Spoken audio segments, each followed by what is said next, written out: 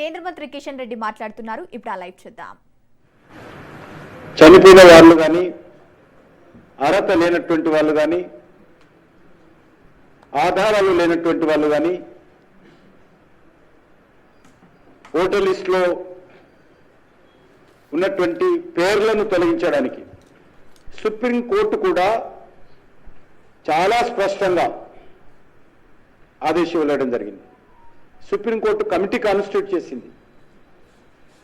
వాళ్ళు total west బెంగాల్లో supreme court monitoring చేసింది ఎస్ఐఆర్. ఇంత పరిస్థితి రావడం ఏదైతున్నదో మన దేశంలో కొన్ని రాజకీయ పార్టీలు వాస్తవాలకు విరుద్ధంగా నేల విడిచి సాము చేస్తూ ప్రతి అంశాన్ని కూడా రాజకీయం చేసేటువంటి ప్రయత్నం చేస్తా ఉన్నారు.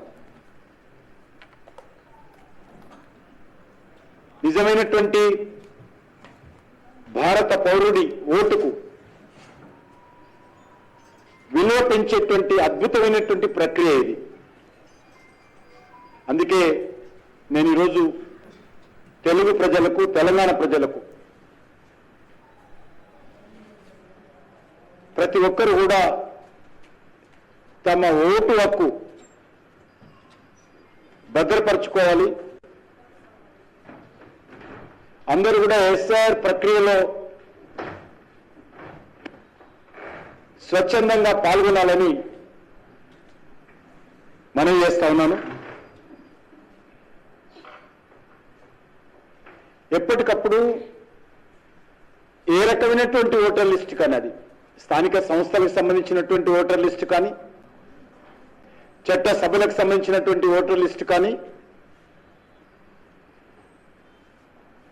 ఖచ్చితంగా ఉండడం, బోకసొట్లు ఉండకుండా చూడడము, అర్హులైనటువంటి ఒక్క వ్యక్తి కూడా ఓటు లేకుండా బయట ఉండడం అది మంచిది కాదు. ప్రజాస్వామ్యం సక్రమంగా నడవడానికి ఇది చాలా ఉపయోగపడుతుంది. ఇటీవల ఎస్ఆర్ వచ్చిన తర్వాత మన లెక్కల ప్రకారం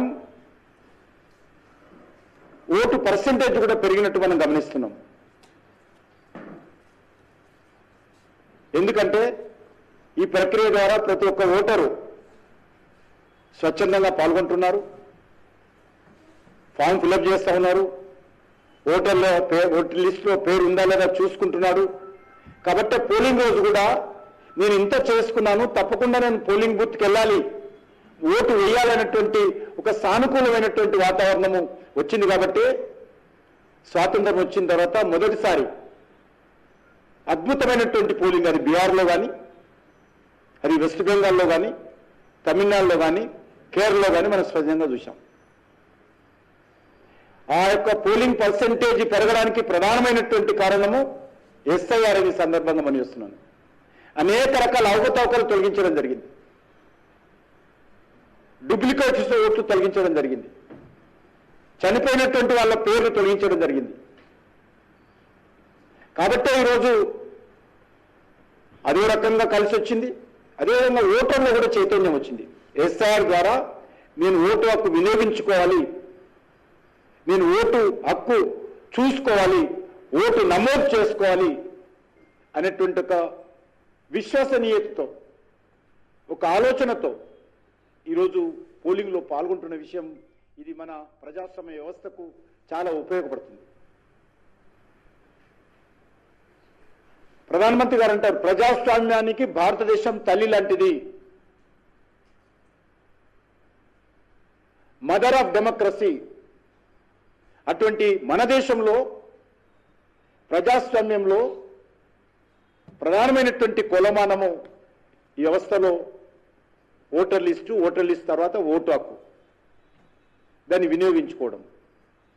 కాబట్టి ఇది ఒక ప్రధానమైనటువంటి ప్రజాస్వామ్య వ్యవస్థలో జరుగుతున్నటువంటి ప్రక్రియ ఈ యొక్క ఓటర్ లిస్ట్ అనే సందర్భంగా మనం చేస్తున్నాను.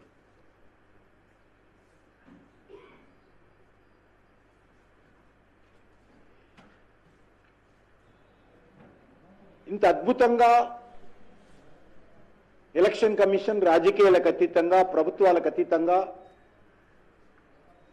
రాజ్యాంగబద్ధమైనటువంటి స్వతంత్ర సంస్థ ఎలక్షన్ కమిషన్.